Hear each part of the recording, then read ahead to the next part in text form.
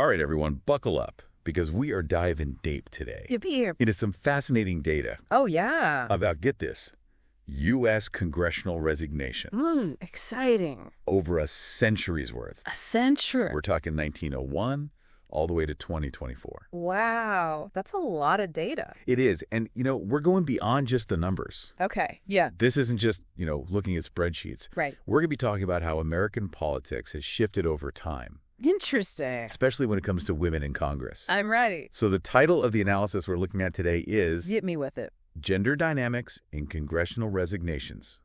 In the data skies we take our flight.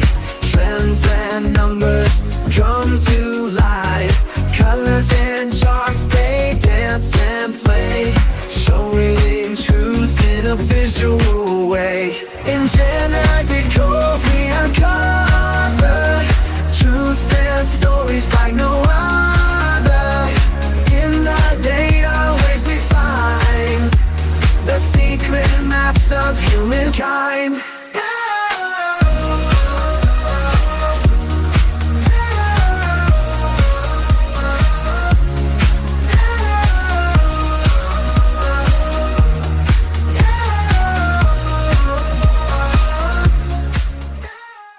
Looking at this data, the thing that really jumps out at me, it's like the elephant in the room, is this huge gap, like a chasm, between men and women resigning. Yeah, that's really striking, isn't it? It's a gap that goes on for, decades. Decades. So what's the deal with that? Well, when you think about it, it kind of makes sense when you remember who was actually sitting in those congressional seats for, a huge chunk of history. For a long time, Congress was like 100% male. An all-boys club. Yeah, pretty much. So, the resignations, they just reflected that reality. Right. It was just a mirror of who was there. Exactly. So this brings us to a super important point on the graph here, which is 1916. Okay, what happened in 1916? Well, this is when Jeanette Rankin, she totally busts through all these barriers and becomes the first woman ever elected to Congress. Wow, the very first one. Yeah, and get this, she does this before women even had the right to vote across the country. Seriously, no kidding. That's incredible. Talk about a pioneer. Talk about ahead of her time. So her election, it was a massive, massive shift. And, it's really reflected in the data, too. You can actually see it. Oh, yeah. Where? If you look closely, you'll notice that, female resignations, they basically don't even show up until, the 1940s. Oh, wow. Yeah. I see. I see it. It's like suddenly, boom, they appear. It's crazy. Right. And it just shows how incredibly slowly Congress opened its doors to women. A very slow process. Painfully slow, honestly. Yeah. Even today, with over 100 women serving in Congress, there's still, a difference in how many men and women resign. Oh, that's right. So even though that huge gap from before, it has gotten smaller over the last few decades. And goodness. Yeah, for sure. But women are still resigning at a lower rate compared to, how many of them are actually in Congress. It's interesting, right? Because you might think, well, with more women in office, the resignation rates would even out, Yeah, you'd think. So what's going on there? Why is that happening? Well, I think if we look back at history again, the historical context, it might give us some clues. There's this one period on the graph that's really, really noticeable, and that's the mid-1970s.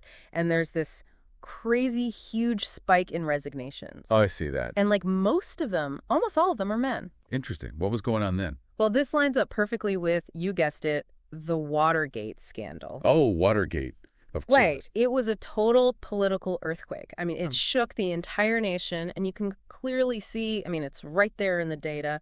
It had a massive, lasting impact on Congress. Wow. And you can see how it affected things for years after. Oh, yeah, absolutely. This wasn't just about a few people resigning. It was about a much bigger problem, a crisis, really, a crisis of faith in the government. People just lost their trust. Exactly. And the effects of that, well, they went on to shape, the way politics worked for years, even decades after that.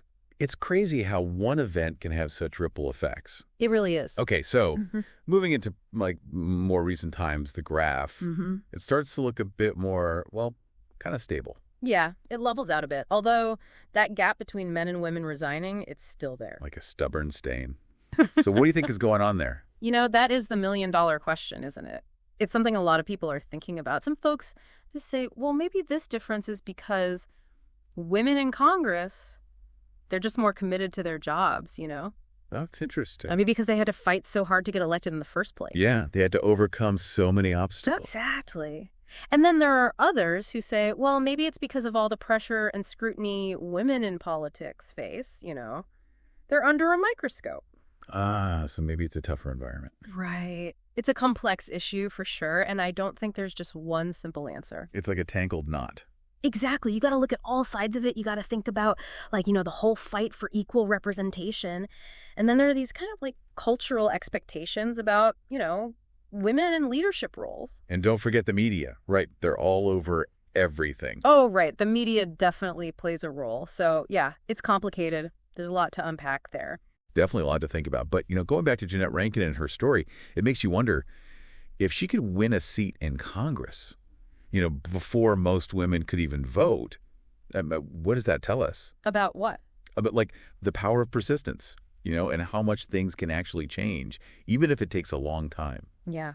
Her story is really something else, isn't it? Like, she had this unwavering determination, you know. She wasn't going to let anything stop her. And it's like, wow, if she could do that, then maybe, you know, just maybe, things really can change. But like she showed us, it takes real dedication and, you know, being willing to like challenge the way things are. Totally. Well, this deep dive, I don't know about you, but I feel like my brain is full. Yeah, mine too.